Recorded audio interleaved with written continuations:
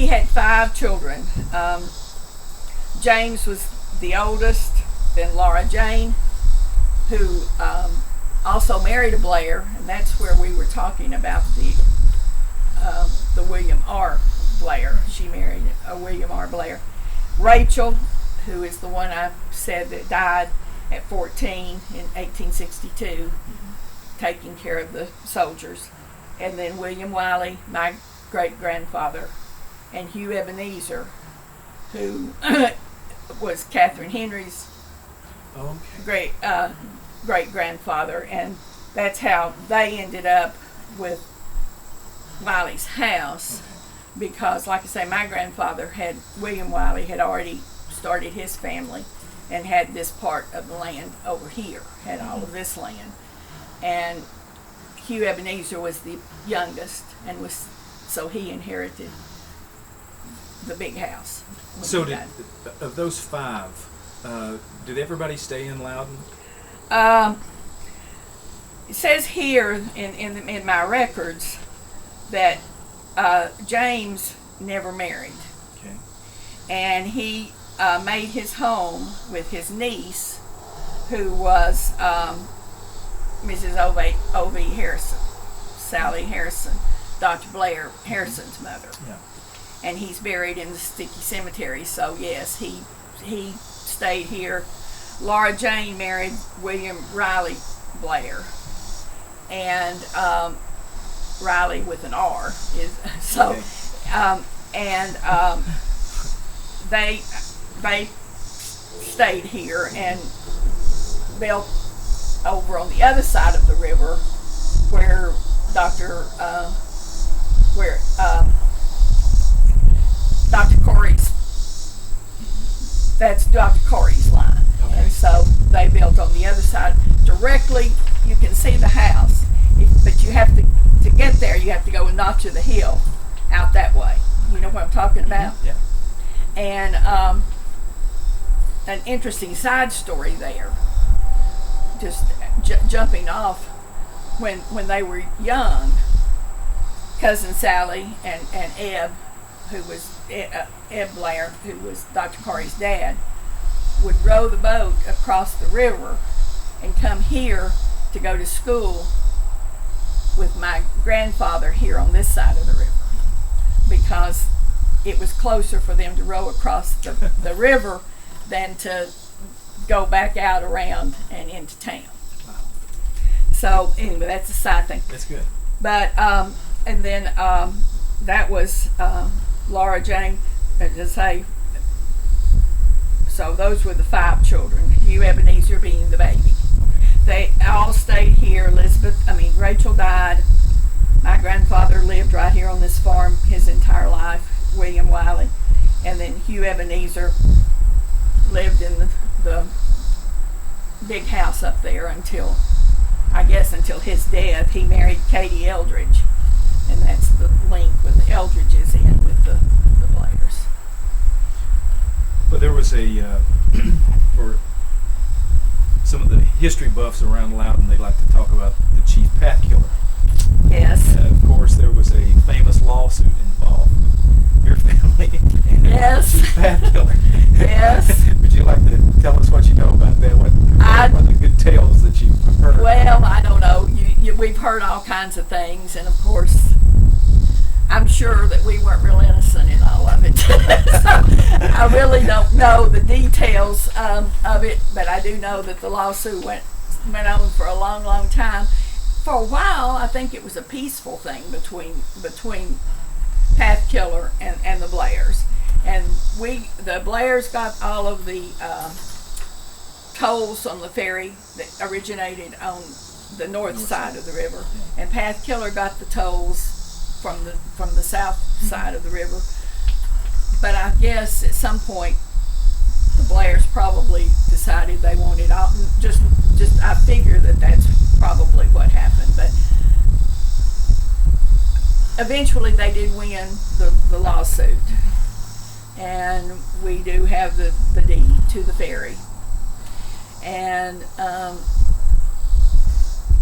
really don't like to think a whole lot about about how unkind we probably were at that time. He probably wasn't as, Well, and I think by the time the lawsuit was settled, Pat Killer had already moved to Hamilton County. yeah, I think so. I think, but I know that there's even recently some of his ancestors, I think, have shown up here from time to time Really? to, not to contest it, of Right, course, right. but to, so that's probably a little blemish there. Probably. But tell me about what you know about Blair's Ferry. Well, I know that it was immediately started. I think Pathkiller was already running a ferry at the time that James came to Loudon, and I don't know exactly how he worked it out with Pathkiller, but as I say, I think it was a peaceful thing there at first, and they shared them, and it stayed in the Blair family until it closed in 1947. The bridge was built in 37, according to what I can find. But because it was a little bit cheaper to ride the ferry, people would wait and ride the ferry. It was what, a nickel or a dime, and the toll was 25 cents. Or Something like that. And then I think on the bridge they had to pay per passenger, and on the ferry they did not. And I think, it was a nickel or a dime cheaper to ride the ferry, not counting the extra passengers. Mm-hmm. But at that time, I guess that was a lot of money.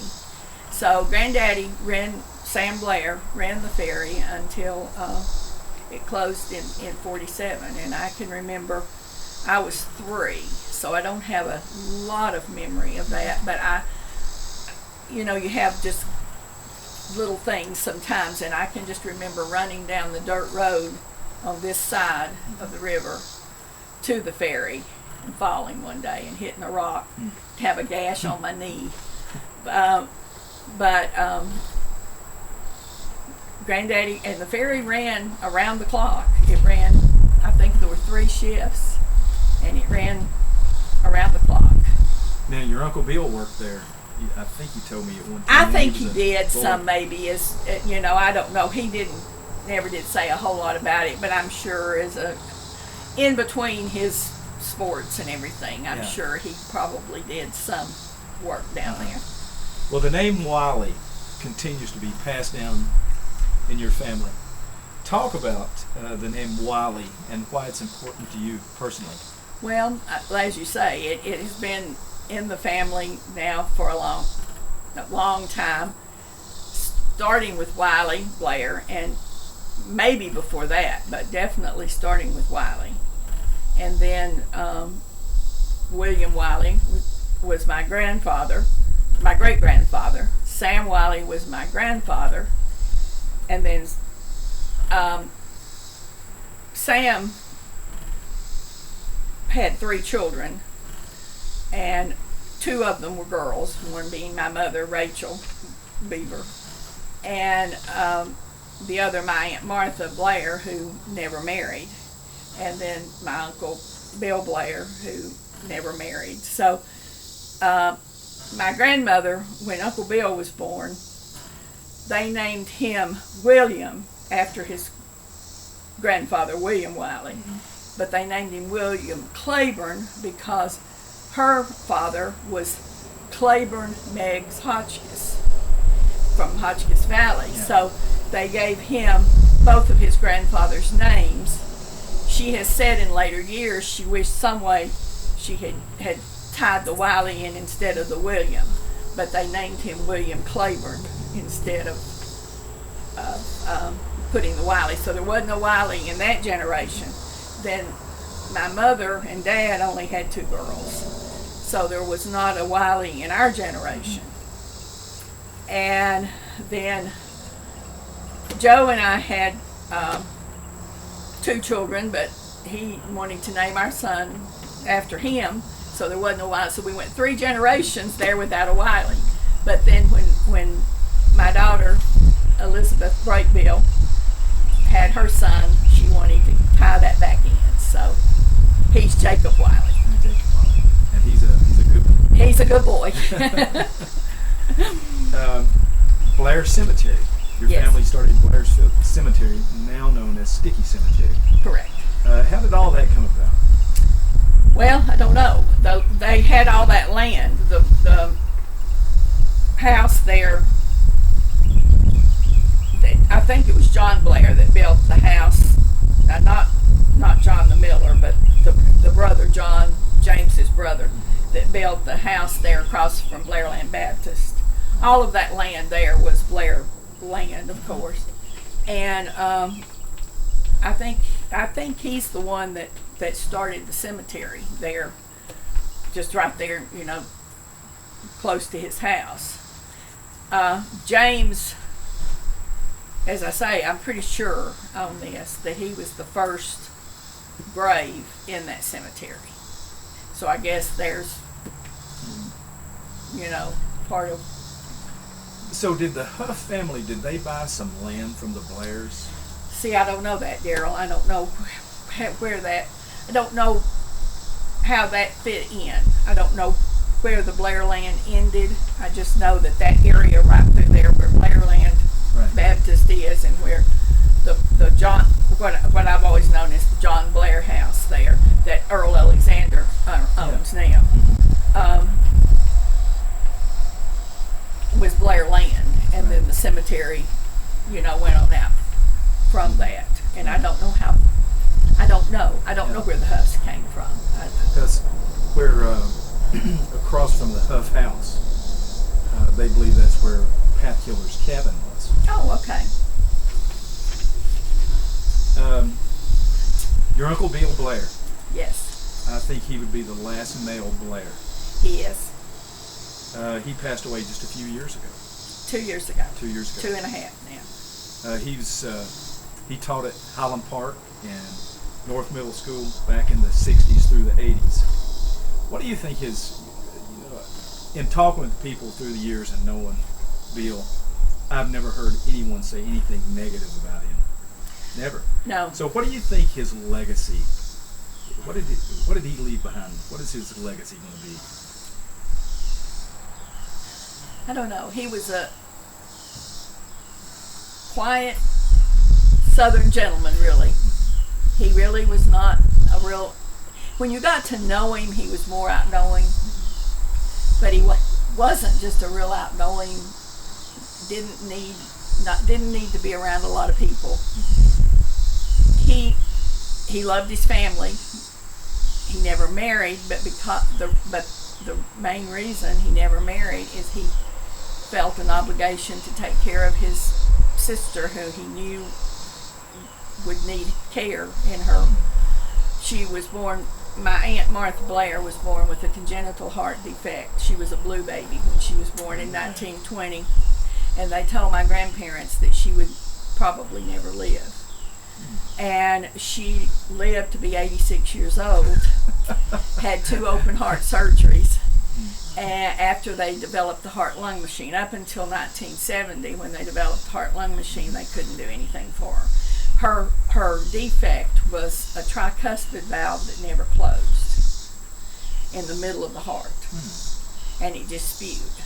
So she never really got oxygen or anything to part of her brain.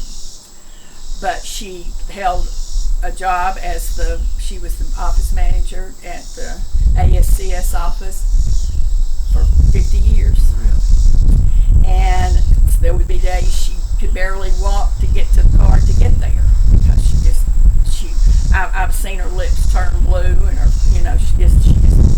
But in 1970, when they developed the heart-lung machine, she was one of the very first patients that they sent to Birmingham to have open heart surgery. And she had a pig valve put in, and then she had an artificial valve put in 2 years later. And she lived to be 86, but nobody knew. And this house that we're in now, my grandparents built in 1925, and Uncle Bill was actually born in this house, physically born in this house in 26.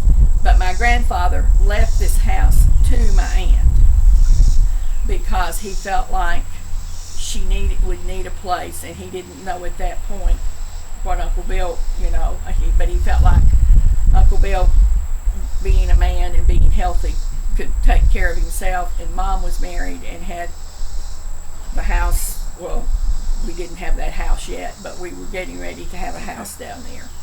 And he left this house to my aunt.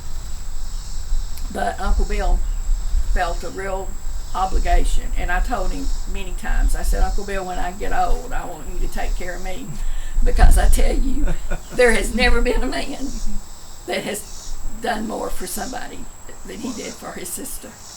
That's a wonderful story. He loved her, but he was just a gentle, quiet man, and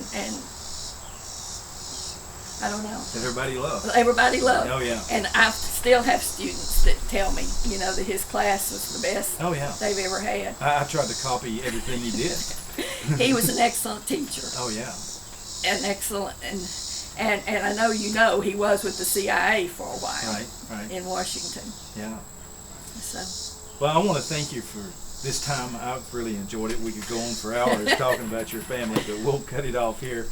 And hope everybody enjoys seeing Miss Martha here and talking about one of the first families that moved to Loudon. Thank you. Thank you.